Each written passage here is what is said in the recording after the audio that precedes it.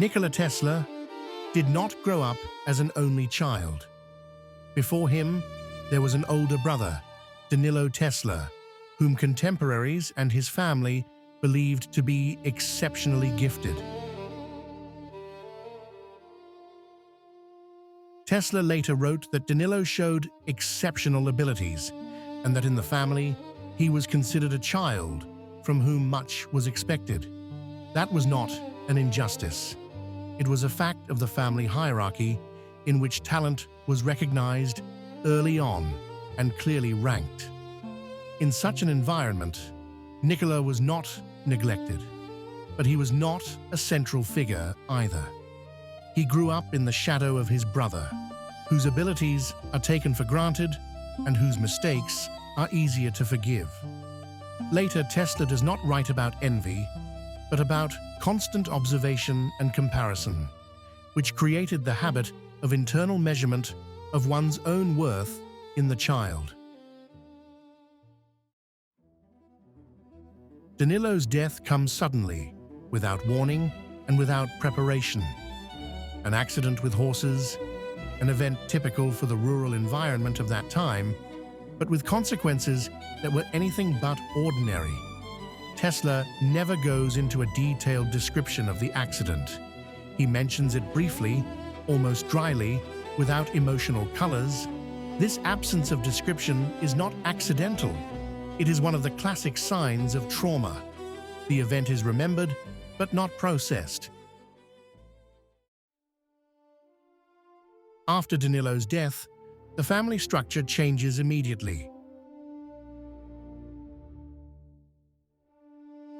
Nikola becomes the only son, and with that status comes a burden that he did not ask for. The expectations that were attached to the older brother do not disappear, but are quietly moved. Tesla later writes that he felt how the atmosphere in the house changed, not through words, but through looks, silence, and behavior. Psychologically, this is an example of what we call survivor's guilt today. The child is left with a question that is never asked aloud. Why did I stay?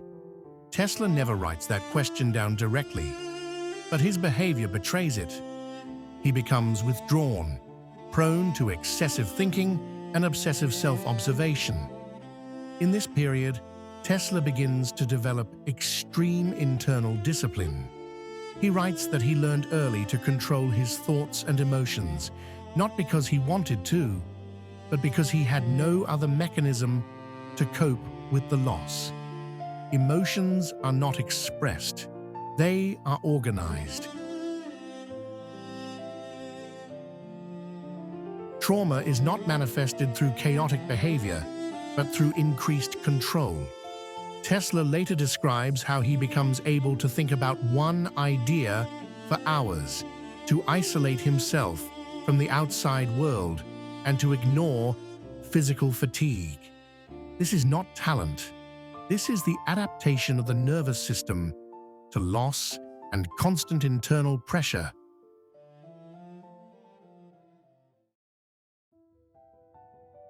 The parents, especially the father, did not intentionally increase the pressure, but unconsciously increased it. Silence becomes the dominant form of communication. There is no conversation about death. There is no explanation. Nikola learns that pain must not be shown, because there is no language for it in that house. Tesla later writes that during that period, he developed the habit of relying exclusively on his own mind. This is not a philosophical decision. It is a psychological necessity.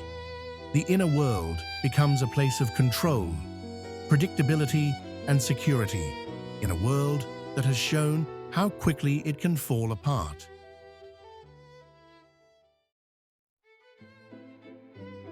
That's when the first symptoms that Tesla will later describe as unusual mental states begin. intense mental images, sudden overload of the senses, and the inability to turn the mind off completely. At this age, Tesla does not have the language to explain it, but he has the discipline to keep it under control. It is important to understand that trauma in itself does not create a genius, but it creates conditions in which an extreme mental style becomes functional. Tesla does not become a genius because he lost his brother, but he becomes a person who can withstand long-term isolation, mental effort, and inner solitude.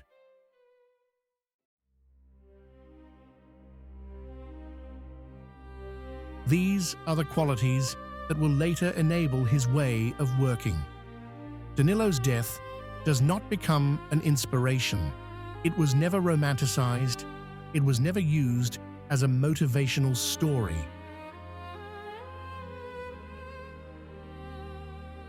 It remains silent, suppressed, and unexplained, but constantly present as an internal pressure that shapes Tesla's character.